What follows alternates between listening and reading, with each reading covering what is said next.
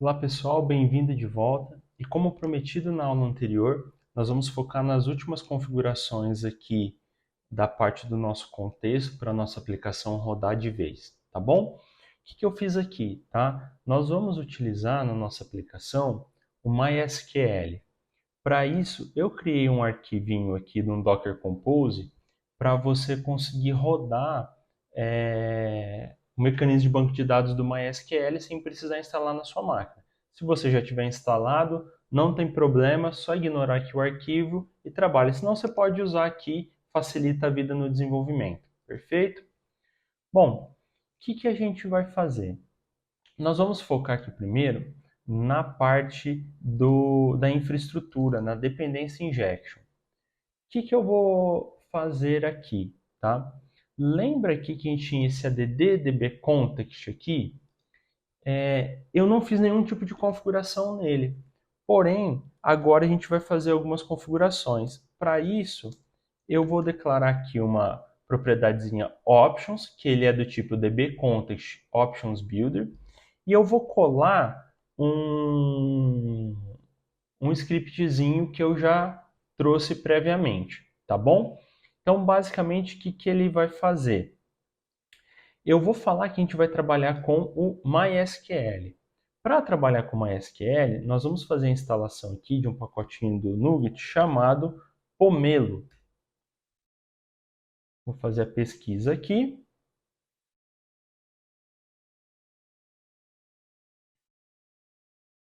E aqui ó, nós vamos adicionar o Pomelo Entity Framework Core MySQL. Então eu vou vir e clicar aqui para adicionar o Pomelo, tá? O Pomelo ele é um driver que tem aqui para o MySQL, tá? Que a gente vai utilizar. E aqui deixa... Agora, quando eu dei o Ctrl ponto, ele já fez a importação aqui, tá?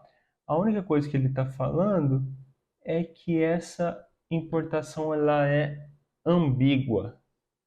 Então deixa eu só ver aqui se a nossa instalação ela está toda corretinha, tá? Aqui nas nossas dependências. Deixa eu ver aqui os nossos pacotes.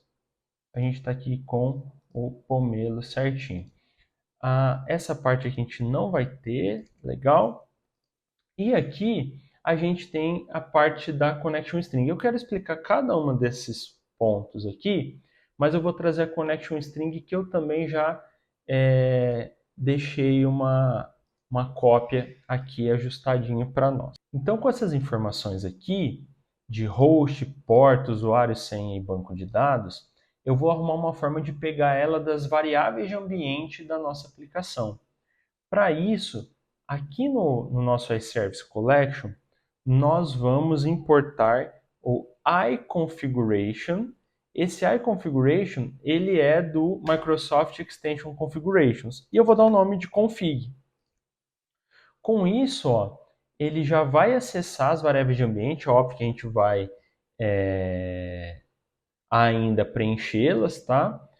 Com essas informações, a gente vai gerar uma connection string aqui no padrão do SQL, do MySQL, que é server, port, user ID, PWD e database, tá? E aqui começa as configurações. Então eu estou falando aqui que o meu contexto ele vai usar o MySQL com base nessa connection string aqui que eu estou criando. Além disso, ele vai detectar a versão do banco de dados automática com base aqui no que eu estou rodando, tá?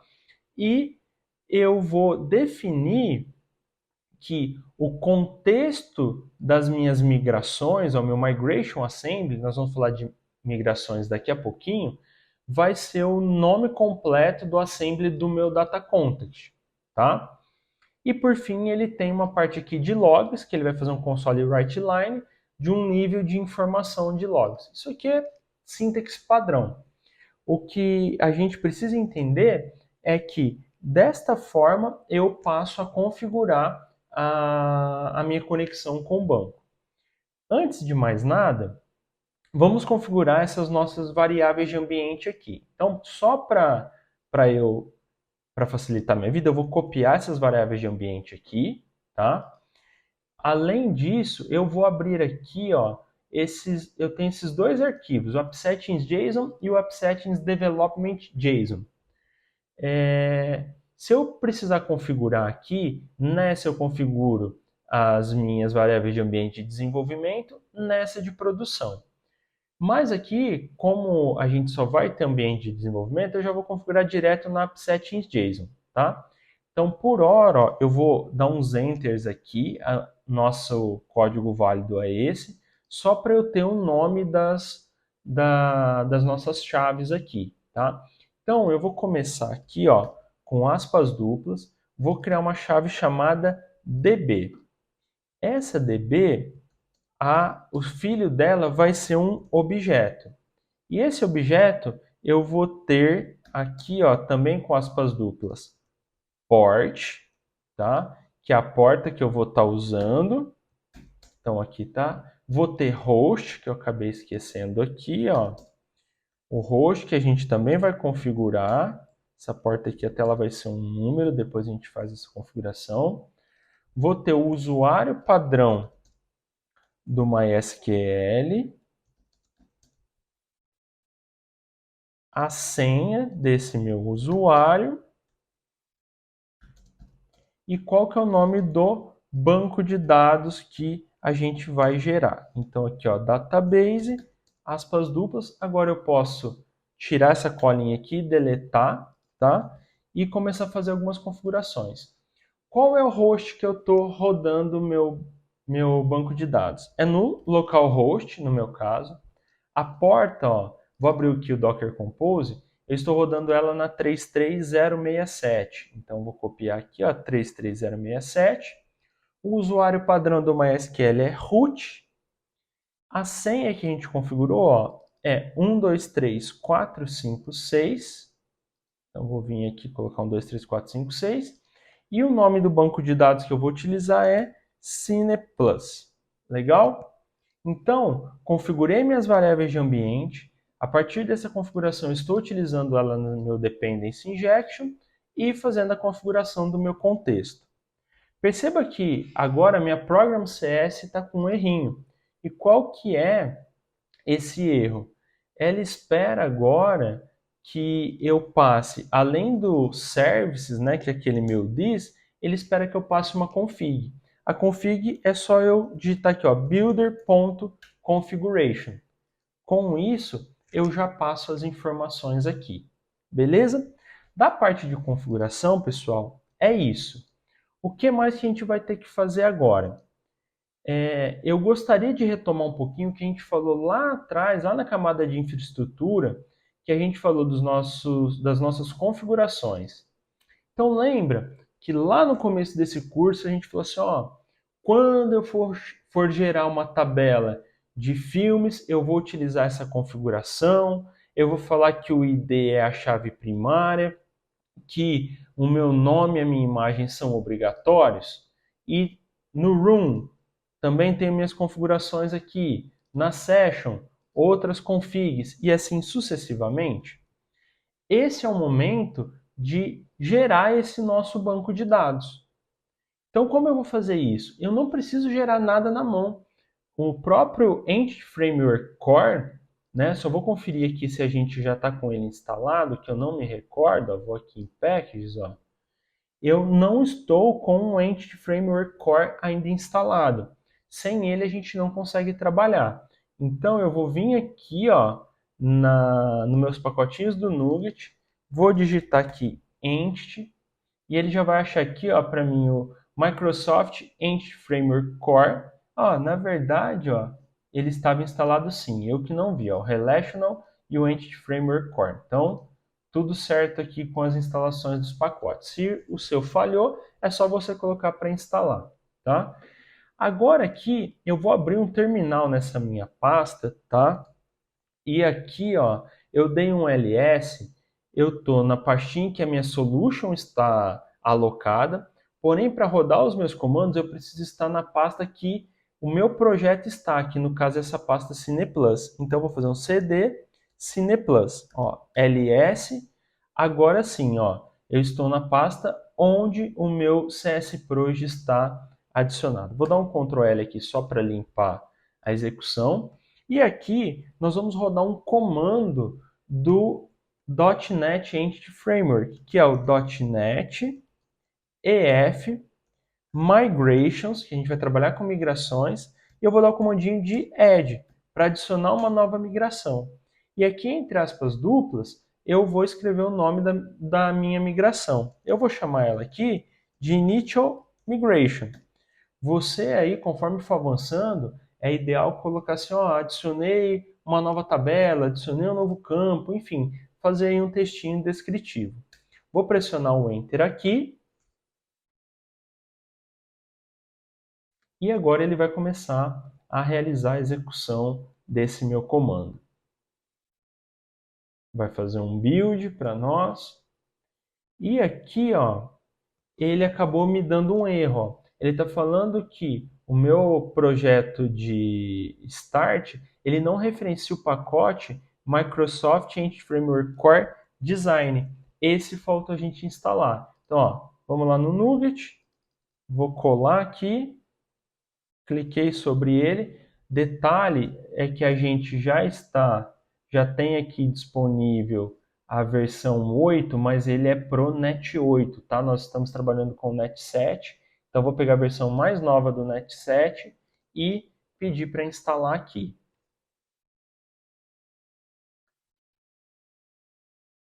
Ele acabou falhando. Ah, por quê? O Microsoft Relational estava na 7.0.14. Eu vou tentar instalar a mesma versão aqui só para não dar qualquer problema de conflito, tá? Então ele está sincronizando. Restaurou, senão era só eu subir a versão do Entity Framework e do Relational também, tá? Então, ó, acabei a execução, vou voltar no terminal e vou executar aqui de novo. Vai começar a fazer o build novamente. E agora, o que acabou acontecendo aqui? Ele tentou fazer a minha conexão, porém ele deu um erro para acessar o meu container, tá? Que está rodando a minha aplicação. Então eu vou precisar aqui ver o que está acontecendo, né? Por que o meu container não está rodando? Eu vou pausar aqui um pouquinho, o pessoal da edição vai fazer um loading, já já eu volto com a solução.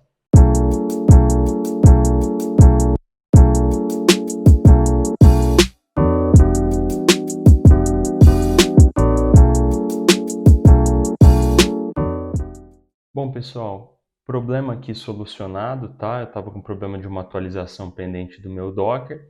Agora já está tudo certinho, então nós podemos rodar aquela migração inicial que nós havíamos falado, tá bom?